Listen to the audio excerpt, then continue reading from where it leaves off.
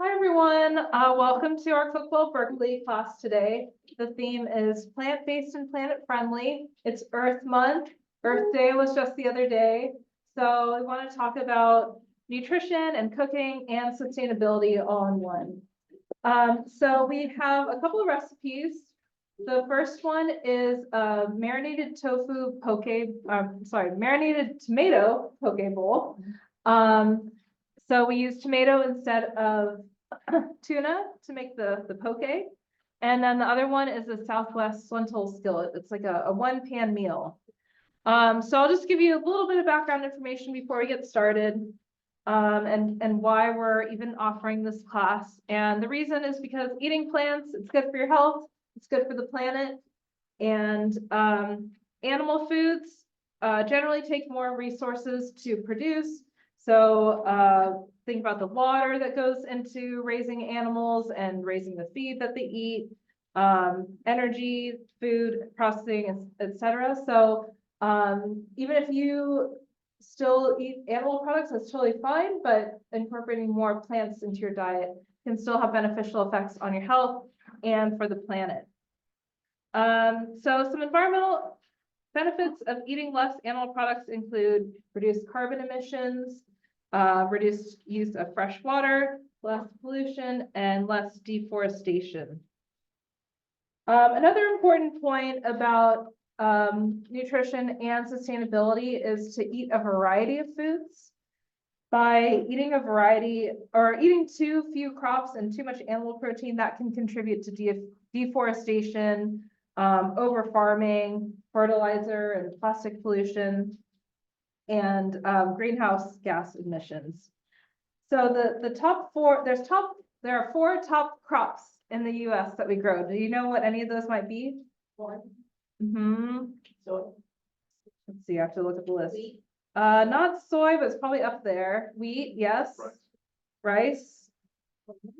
Potatoes. And potatoes. Yeah, good job. You got them all. That was really fast. There's actually this list from the WWF, which is the World Wildlife Fund, and they put together this Future 50 list, and it's 50 crops that have high nutritional value, low environmental impact, they're accessible, they have good flavor, and they're affordable. So a few at the top of the list are mushrooms, beans, and pulses, which we're having today with the lentils and the black beans, and algae, cacti, nuts, and tubers. Tubers being like a certain root vegetables.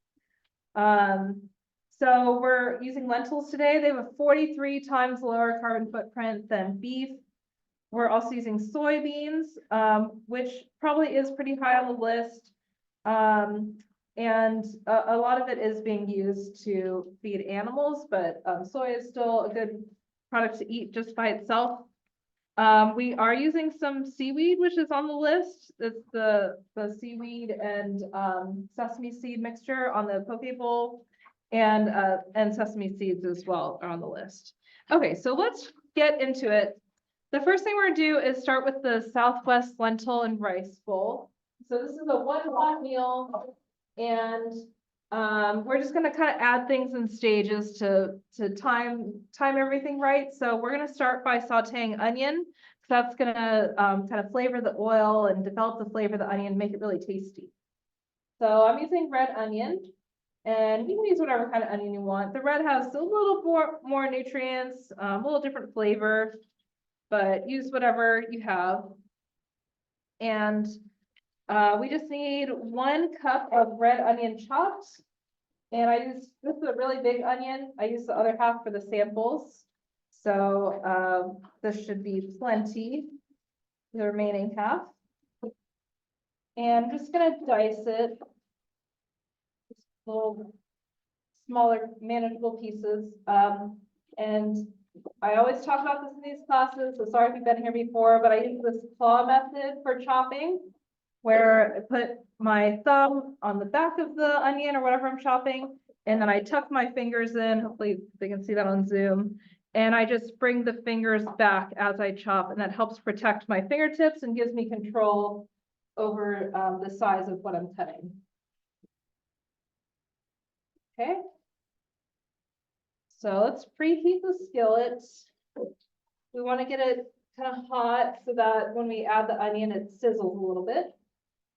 And we're gonna saute this in 1 tablespoon of olive oil. I'm just gonna eyeball it. And then I'm also gonna use some garlic. So, if you happen to be in the Chang Center a couple hours ago and you smelled something radiating through all the hallways, it was just the onions and the garlic starting to cook. I know a few people from the building here. Yeah, I have to come in. Yep. Okay, so peel the garlic too while the oil is heating. And it's actually good to cut up your garlic a few minutes before you're gonna throw it in because that actually makes some of the nutrients and things more available when it sits for 10 to 15 minutes. Might not sit quite that long, but that's okay. Okay, so I'm just gonna mince it kind of roughly. Can we chime in with questions, or do you want to? Sure. So is it better to, I'm assuming this is right, it's better to start with fresh garlic rather than, you can buy pre-shelled or raw. Does it lose its nutrients sitting in a jar already peeled? I'm not sure. I think sometimes that's an issue when things are prepared ahead, but it's not gonna lose everything. So if using the more convenient version makes it easier for you to cook at home, then I think that's totally fine too. Yeah, good question. Okay. So we can tell when the oil is hot, when we shake the pan and you kind of get these ripples. So it's starting to do that. I don't know if you can see it, maybe you can see it on the screen. It's starting to ripple a little bit, but we kind of want it to be a little bit more obvious. So this what do you call it? Burner is probably less powerful than your stove at home. So things always take a little bit longer to cook in here. So just keep that in mind. It'll probably go faster if you do this at home. Okay, let's see what else we need to do. So I actually already measured out the spices that we're gonna add in a minute. I'll show that on the camera. So we have 2 teaspoons of cumin, 2 teaspoons of chili powder, half a teaspoon of dried oregano, half a teaspoon of salt, and a little bit of fresh ground black pepper. So once this stuff is ready, we're gonna toss it in there before there's too much in the pan, and that's gonna help toast the spices and develop a little bit more flavor rather than throwing it in later once all the liquid's already in there. Okay, so you can see the oil is moving a little more freely now. It's rippling nicely, so let's throw in our onion and we get that nice sizzle. What's that? Yeah, yeah, it's olive oil, so it has a little bit more flavor than something like canola oil, more of a neutral flavor. Okay, I'm gonna turn the heat down because I don't want the onions to burn. But a good way to develop some flavor in your recipes, especially if you're not using animal products, it's good to use onions and sauteed garlic, lots of spices and herbs to give your food a lot of flavor. But yeah, we're gonna get these a little bit browned because later we're gonna add some liquid, so the onions aren't gonna brown anymore. So you wanna get them a little bit brown before you start adding everything. And garlic cooks pretty quickly. It can burn easily. So, and once it burns, the texture's not good, it becomes kind of bitter. So usually I saute the onions first, get them almost ready, throw in the garlic for 30 to 60 seconds, and then add everything else, and that keeps the flavor nice. Okay, so we'll set that aside. And we can go ahead and get our other ingredients ready. I did this ahead of time, which I would also recommend doing at home because this recipe starts going quickly once you get cooking. So it helps to have everything in its place. Mise en place is the French term, means everything in its place. It makes it easier and easier to cook and make sure that you stay on time. And just give the onions a stir, make sure they're not burning. So we're also going to add a can of black beans. I already Already went ahead and rinsed and drained them. And then we're also gonna add a can of fire roasted tomatoes with the liquid, so I did not drain that. And, oops, lentils. 3/4 cup, no, sorry, 1/2 cup of brown lentils, also known as green lentils. They're kind of green brown, so we use, yes, these are raw. So I went ahead and rinsed them already. And, and I bought a lot of these ingredients in bulk at the grocery store. So that's another way to reduce your environmental impact when grocery shopping. Buying lentils in bulk. I bought the rice in bulk, and at stores like Berkeley, and I always talk about this, you can bring your own jar, weigh it, fill it, weigh it again, and they take out the weight of the jar. And then, some people like the look of, storing things in jars in their shelves, easier than a bag, and then you don't have any weight. So I also did that with the spices. And you can save a lot of money by buying spices in bulk. Like this oregano, I already took maybe just a teaspoon out of it. But okay, let's do this. How much do you think this cost? 86 cents. 86 cents? Any other guesses? $2. $2? If you bought a spice jar at the grocery store, how much would that cost? $4? Okay, this was 20 cents. Wow. Yeah. Especially if you don't use a lot of oregano, dried oregano, and you don't want a big old jar of it, you can just get the amount you need.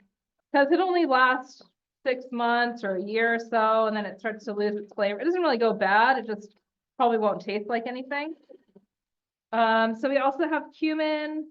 This one, this much, I didn't fill the jar all the way because I didn't need it, but it was 91 cents. And then this chili pepper I bought before, so I've used it a few times. It was 80 cents. So, I mean, can't get much cheaper than that. Yeah. Yeah, there's a few stores that let you bring your own jars. Some stores don't, but they do let you buy things in bulk. So you just choose the amount you want, but you'll have to put it in a bag or something. Right. Yeah, like Sprouts. Okay, so let's throw the garlic in. The onions are browning nicely, as you can see. Show them on Zoom. So we'll just stir or saute it for 30 seconds or so, probably until you start to smell it. That's when it's ready. And then next we're gonna add all of our spices again. So those are ready to go. Let's toss that in and cook it for about 30 seconds to toast everything. Let's turn the heat down. We don't want to burn the spices. You smell that? It smells like cumin, right? Cumin and chili powder. Typical Southwest spices. Okay, let's add everything else. I'm gonna add something with liquid real quick to prevent everything from burning. So the can of tomatoes, the black beans, and the lentils. There's also rice in this dish, but we're gonna add the rice in a few minutes because the lentils take slightly longer to cook. So we want to give that a head start. And we're gonna add some corn. So those lentils are like right out of the bulk bin? Yes, Or you didn't, I just rinsed them. right? Mhm. No. Yep, no pre-cooking. Why do you have to rinse? I think it's a good idea to rinse dried beans and rice and lentils and things, because they can just have dirt on them, or, if they're, especially if you buy it in bulk, people might be sticking their hands in there, and so it's good just to give it a little rinse. I mean, the cooking it will kind of cook out some of the bacteria and whatnot, but I always give my lentils a rinse. Also, the way that lentils are harvested, sometimes little sticks and rocks can end up in there.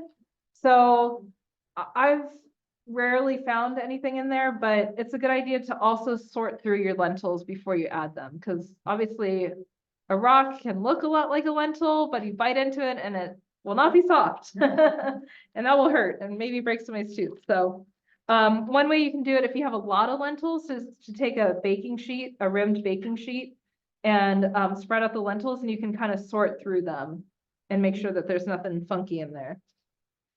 Okay, so I added 2 cups of water instead of broth because we're gonna kind of make our own broth here using this bouillon paste. This one, my favorite is the vegetarian no chicken broth. I don't know why it tastes so different from the regular vegetable broth, but I think it tastes so much better. I don't know. Personal preference. If you like the vegetable one, go for it. But this stuff, I know I always talk about in these classes, but it's great because 1 teaspoon mixed with 1 cup of water equals 1 cup of broth.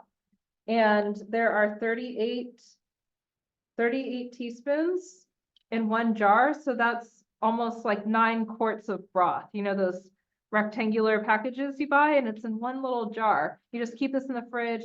Also, when I use broth, I often don't need 4 cups. Then I have leftover and then I don't use it in time and it goes to waste. So this way you just use what you need. Can you find that at any like Whole Foods or Sprouts too? I bought it. They have that same, they have it. Okay, thank you. Yeah, I usually get it at Berkeley Bowl. The right aisle. Yeah, That's tough. I think it's with the broth, because I get that. Oh, the same okay. way. Yeah. okay, thank you. Makes sense. So for everybody on Zoom, the question is where to get the broth or the bouillon, and we get it at Safeway and Berkeley Bowl. And then it's also just less packaging, right? As opposed to those big quarts, and then this is recyclable, so little planet-friendly bonus. And then we're also gonna add some corn. We're gonna add 1 cup of corn. I'm just using frozen corn, but if you want, you can always use canned or fresh if you happen to have it. It's just a little more work. So 1 cup of corn. And I'm gonna turn up the heat to try to get this to come to a boil a little bit faster. Just give it a little stir. And then we're gonna put the lid on it, bring it to a simmer, and then let it cook for a few minutes to give the lentils a head start, and then we'll add the rice. So for the rice, I also rinsed it. It's 3/4 cup of long grain white rice. So that's ready to go. In case you're wondering if you can use brown rice or other types of lentils, the tricky thing is the timing of it. Red lentils break down when you cook them because they don't have the hull on them like the brown lentils do. So you wouldn't want to cook it as long, and the texture might not be great, honestly. I think you kind of want the hearty texture of the lentils in here. Brown rice takes a lot longer to cook than white rice. So, you know, it would be really hard to get that timing right. And honestly, there's a lot of fiber in this dish from the beans and the lentils. So I wouldn't say you need to feel compelled to use brown rice to get a little bit more fiber. I think it's okay. And the texture is kind of better with the white rice. Okay, so couple things about this recipe that I wanted to mention. A lot of these ingredients are pantry staples, so things that you could keep and they're gonna last a long time in your pantry: the lentils, the canned goods, the rice, the bouillon paste in the fridge, the corn in the freezer, spices. So it's easy to throw together. You might just need to pick up some onion and garlic if you don't have those laying around. You could definitely add more vegetables if you want. You can swap out the ingredients, except for, again, the rice and lentil mixture is a little tricky. But you could make it spicier. You could use less chili powder if it's a little spicy for you. You could add bell peppers, which I think is what I did last time. I just added them in the last few minutes or so, because I don't really I like my bell peppers to still have a little bite to them. You could add leafy greens, you could add cheese, so you can definitely customize it. You could serve it with a salad, to get some more veggies on the side. And what else? Oh, so this recipe is from a website called Budget Bites, and they estimate the cost of all their recipes, and they estimate the cost of this recipe at $6. And it serves 4 at least. I would say it serves more like 6, especially if you have a side. So it's like $1 a serving, $1.50 a serving. So a very budget-friendly meal too. And in terms of nutrition, I also want to mention it's a 1-pan meal. We've got our protein, our veggies, and our starch all in one. And with the tomatoes, The canned tomatoes, they have an antioxidant called lycopene, which actually becomes more available, or the content increases the more you cook it. So, that's a question that we get as things sit longer or as they cook longer. Do you lose a lot of nutritional value? In some cases, yes, you lose some of the vitamins and minerals, but in some cases, the availability of nutrients actually increases when you cook things. So, I don't like to worry too much about trying to eat everything raw or anything. I personally enjoy eating like warm, cooked, hearty meals. Also, the tomatoes provide vitamin C, which helps you absorb some of the iron from the lentils and the beans. So if you are eating less meat and eating more plants, you might be getting less animal-based iron and more plant-based iron, which unfortunately is not as well absorbed. But when you pair it with vitamin C, then it helps you absorb the iron. And even cooking in cast iron can help you get more iron from your food.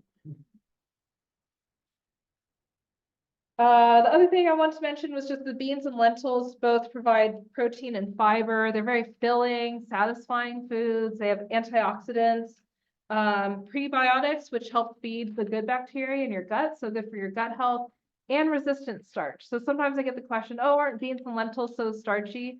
Well, they actually, they're very filling, which is good.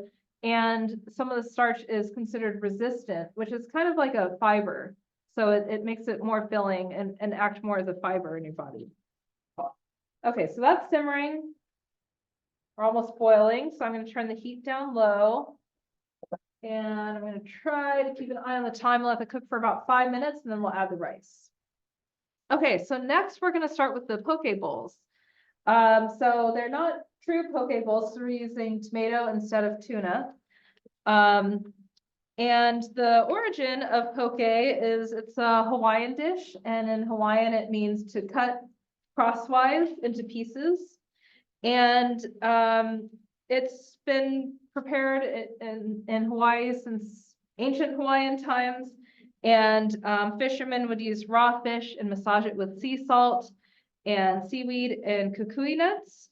And originally it was a pretty simple dish and just made with whatever was on it. Oh, excuse me, made with whatever was on hand. And it's evolved over time with Japanese and other Asian immigrants. And that's kind of where some of the soy sauce and sesame oil and those types of influences came in. And it really became popular internationally in the 1970s and 80s. And now there's so many types of poke bowls out there. There's all kinds of poke restaurants, right? There's one, I think, on University and all over, especially here in the Bay Area. So typically a poke bowl has a base like rice or greens, and then raw fish, often marinated in soy sauce and sesame oil. So we're just going to use tomato instead and kind of get a similar look and texture. And other toppings for flavor and texture, and then a sauce on top. So some popular toppings are cucumber, edamame, and crispy onion. So today, for our plant-based version, we're using tomatoes. And there can be all kinds of reasons why you might want to do that. If somebody has a fish allergy, or doesn't like fish, or you're trying to eat more plants, or you don't have good access to raw fish where you live, or you just want a more budget-friendly alternative, you can use tomatoes. So what we do with the tomatoes, I'll show on Zoom, is I already boiled these for 1 minute. And what I do first is score the tops. So if you've made other dishes with cooked tomato sauce, you might have done this before. So just cut an X on the top and make it the same diameter as the top of the tomato, so you get enough that you can peel. If you do it too small, it's going to be still hard to peel. Boil these for 45 seconds to 1 minute. You'll start to notice it peeling back a little bit, and then cool it in ice water, and then you can peel the tomatoes. So I went ahead and did that already. So you see the skin comes off really easily, just comes right off. So we want to get rid of that. Because we want it to have a smoother texture. We'll try to hold it up so everybody can see that on Zoom. And so you can see it in here. Yep, see the skin comes right off.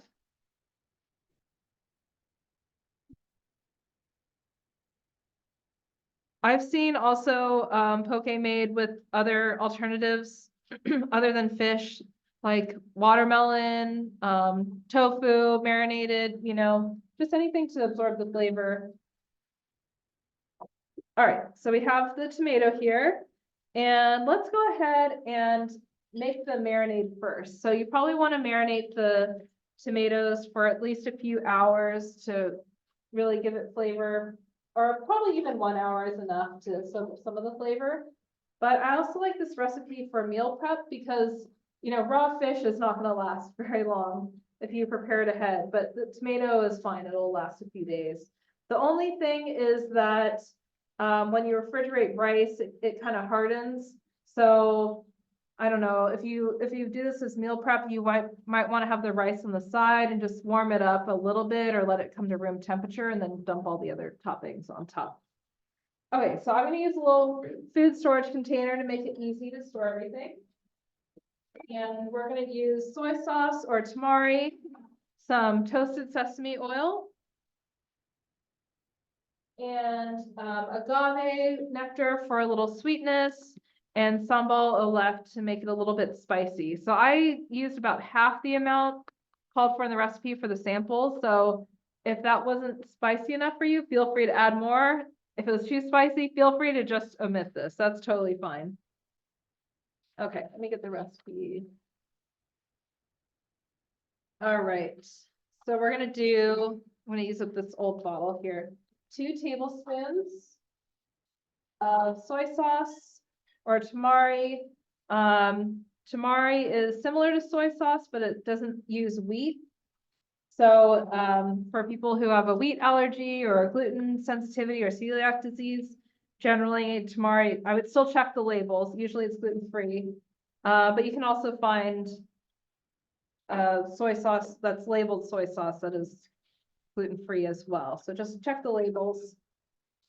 And I like to use tamari or soy sauce with less salt. You just have a little more control of the amount of salt in the dish. Okay, 2 tablespoons of soy sauce, and then 1 tablespoon of agave.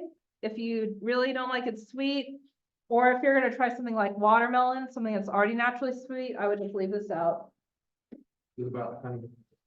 You can do honey too. It wouldn't be completely vegan if that's something that matters to you. But yeah, that's technically not vegan. It's vegetarian, but not vegan. So it depends on what your preferences are. And then we're gonna add a teaspoon of toasted sesame oil. You can also find refined sesame oil that's great for cooking, but it doesn't have the wonderful flavor of toasted. So you want to look for toasted sesame oil specifically. It is a very strong flavor, so whenever you're using toasted sesame oil, keep in mind that usually you're only going to be adding a teaspoon, half a teaspoon or so in any given dish. And then 1 teaspoon, I'll add a little less just in case. I'll do half a teaspoon of the sambal elect, just so it's not too spicy. And a teaspoon of minced ginger. Okay, I think it's time to add the rice. Okay, let's take a second and look at our Southwest lentil skillet. Everything's simmering, it's looking good. So we're gonna add our long grain white rice. And usually when you cook rice, unless you're making a risotto and intentionally trying to get that creamy texture, you don't want to disturb it too much. So I'm just gonna kind of gently distribute it, and then I'm gonna leave it alone for a while. Okay, so that's just gonna simmer for, I think, about 20 minutes. All right, so back to the dressing or the marinade for the poke bowl. We're gonna add some minced ginger. So what I'm gonna do is just use a spoon to peel off the outside. It comes off really easily. So you can just scrape the spoon on the outside and the peel will come right off. You don't have to mess around with a knife or anything. It's a little more dangerous. And you can also keep your ginger in the freezer if you don't use it up in time. That'll help you reduce food waste. Okay, so then we have our peeled ginger. And I'm gonna use a microplane to grate it. If you don't have one, I would just chop it up really fine, chop it into slices, chop it into little sticks. Maybe I'll show you really quick how to do a little bit. Chop it into a little slice. Chop the slice into little sticks. And then cut those into little tiny pieces. And you can always rock your knife back and forth to get it a bit smaller.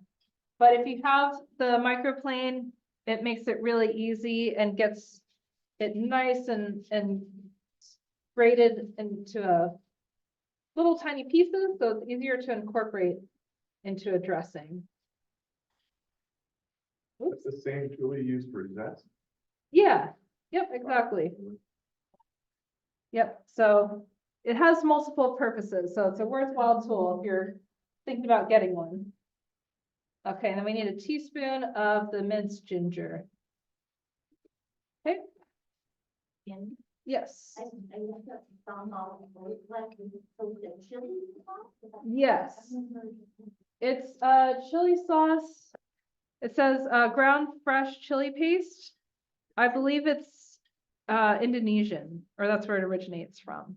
Yeah, sambal in Indonesian food is like a type of sauce, and there's all kinds of sambal, right? That's what I use for my people. For what? For my people, the diploma and the. Uh-huh. Mangoes and pineapple. Oh, With vinegar. okay. So you can make pickles with it too. You can pickle all kinds of vegetables. All right, so then we're gonna cut, I'll try to make it so you can see this. We're gonna cut the tomato into little bite-sized pieces.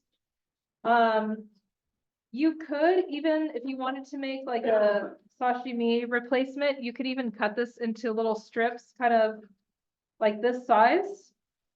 And you could make like a sashimi kind of thing with it. So other ways to use it. But since we're making a poke bowl, I'm gonna cut it into cubes. And then we're gonna throw it in and let it marinate. And I sometimes pick out some of the seeds because, that doesn't look very much like fish, but that's okay. If you're not going for an exact replica, which, you're probably not gonna fool anybody, then feel free to add the seeds. Yeah, I usually cut it into 3 strips, and then you can kind of scoop out some of this stuff. The goopy seeds. And then cut it into smaller strips, and then cut into little cubes.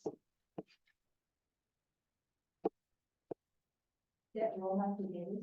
Yes, I specifically used Roma tomatoes. I think they probably hold up a little bit better with the boiling. I think other tomatoes might break down a bit. Okay, almost done. And yeah, feel free to switch up the marinade ingredients or just look up recipes for poke, and whatever they marinate the fish in, you could just use the same recipe to marinate the tomatoes.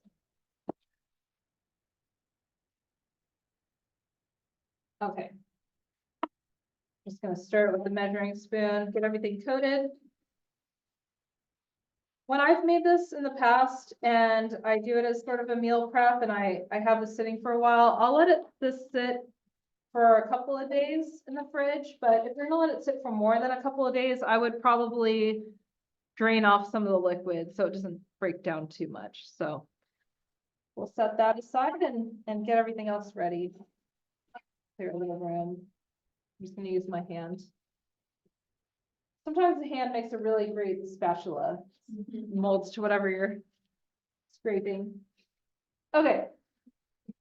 So I already have the sushi rice cooked. So in the other recipe, we used a short or a long grain white rice. Sushi rice is typically a very short grain rice. So I went ahead and just cooked that already. And sometimes when I make this, I'll actually make it like sushi rice with you heat up rice vinegar and a little sugar and salt and prepare it as if you're making sushi. So that's just an extra step that's kind of optional, but sort of enhances the flavor of it. And now we're gonna get the toppings ready. So you can really do whatever you want. And maybe we'll just kind of assemble a little poke bowl here as we go along. So I'm gonna put some rice in here. Let me see if I have a bowl. I like to use a little bit of a wider one so you can kind of see what's going in. We'll put some rice on the bottom. And then the other veggies that I personally like to use are radish, cucumber, green onion, and mango. Well, mango is a fruit, obviously, not a vegetable, but gives it a little sweetness, a little tropical flair. And you can cut these things however you want, but I like to think about the way that I would make sushi. So when I make sushi, I would cut the cucumber into little strips.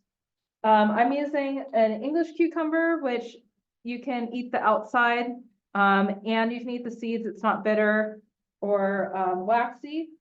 But since I cut it into little strips, sometimes I'll just cut out the part that's nothing but seeds, because that's kind of a funny texture by itself. And then just cut everything else into little strips.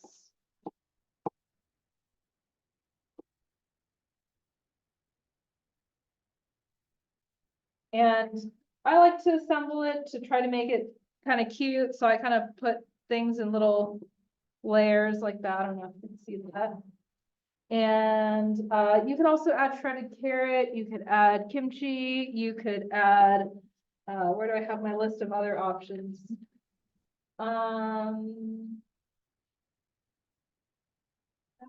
Okay, I'll come back to that. I have a lot of notes here, so.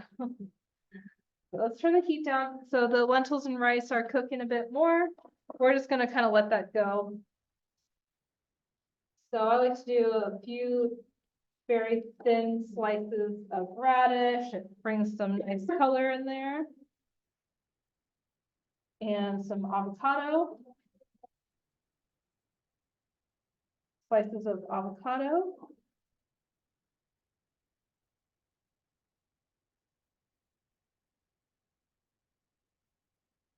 And that's gonna provide some healthy fats. But yeah, similar to the other recipe, we've got our starch, we've got some vegetables, we've got healthy fats and some protein. And since we don't have the tuna for the protein, we're gonna add edamame, just thawed edamame from the freezer to make it really easy. Throw some avocado in there. Is edamame related to soy? Yeah, so edamame is just soybeans, so nothing's been done to them yet.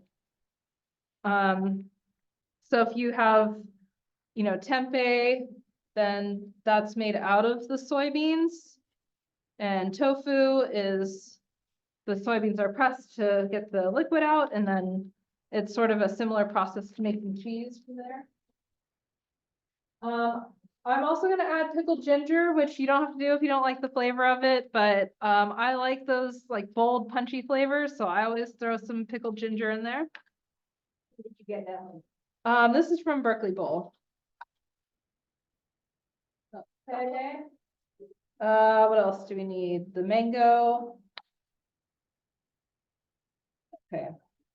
Sometimes, so you do want to make sure you cut things safely, and I will admit, I don't always cut things safely at home, but generally that means cutting away from yourself and putting things down on a surface rather than holding it in your hand.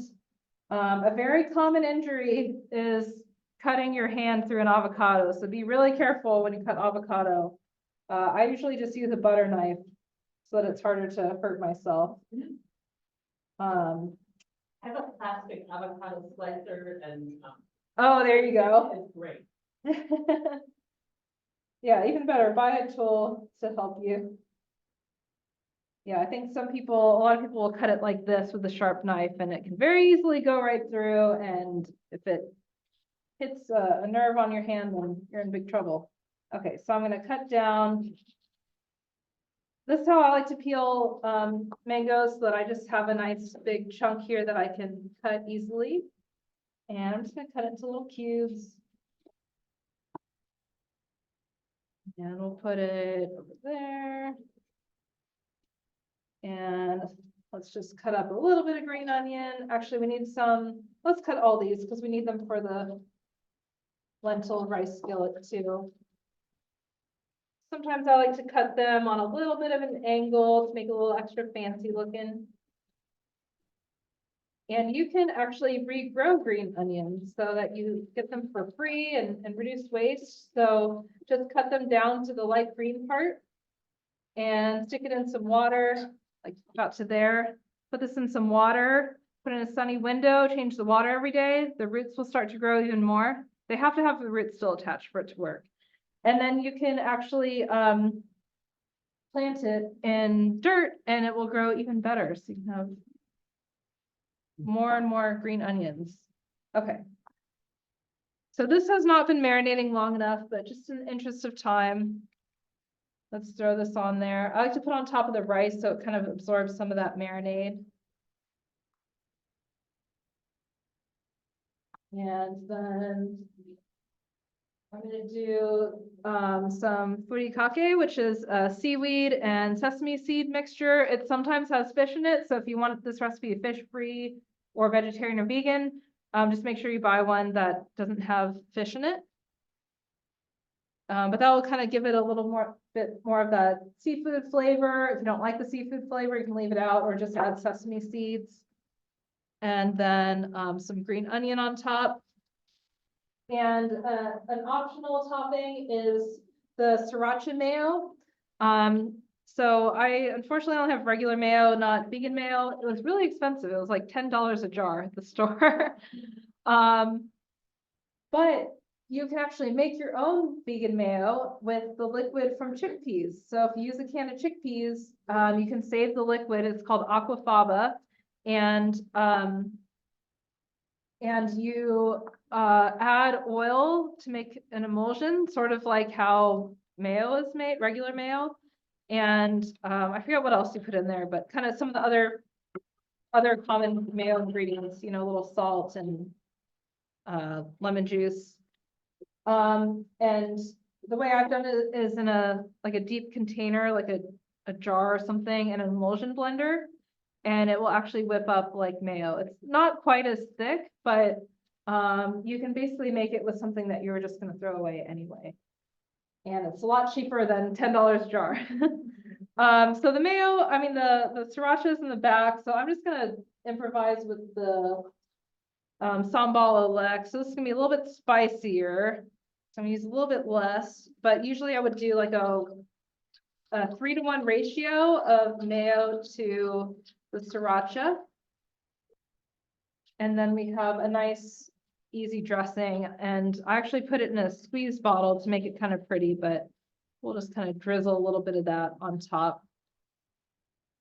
And there's all kinds of different dressings you can do, but I like a little something creamy. So there's our little, I'll hold it up for people on Zoom, our tomato poke bowl. And we have just a few minutes left, so let's check on the lentil rice skillet. That's looking almost done. Most of that rice looks cooked. Let's give it a stir and find out. So there's just a little bit of liquid on the bottom, which is just about right. You do want to check it when it gets close to being done to make sure that it's not burning. You might need to add a little bit more liquid depending on how hot your pan was, or, you know, if you added extra vegetables, maybe you'll need a little less water because some of the water will come out of the vegetables. But that's pretty much done. So if you wanted to add cheese, you could add it at this stage. You could also use vegan cheese, like a shredded cheddar of some kind, and then just garnish it with green onion. And then you have your little 1-pan meal. Okay, can we turn that off? Let me see if there was anything else I want to say about the poke bowls. I don't know where that list of other optional toppings went. Oh, I saw it, it's, Is it on the recipe? salad, yep, shredded carrots, tomato, jalapeno, red cabbage, kimchi. Oh, yeah. Okay, thank you. So if you're on Zoom or watching the recording, it's just on the recipe sheet, but yeah, kimchi, shredded carrots, tomato, whatever you like. You can get creative with it. Okay. Let's finish off with our raffle. So does everybody have their raffle tickets? Oh, yeah. And our prize today, in honor of Earth Month, is these reusable produce bags. They're made from organic cotton, and they're nice and breathable. So we're giving away 2 of these as one prize. I'm gonna let somebody do the honor of choosing color of nothing. Show me yourself, just kidding. 133691.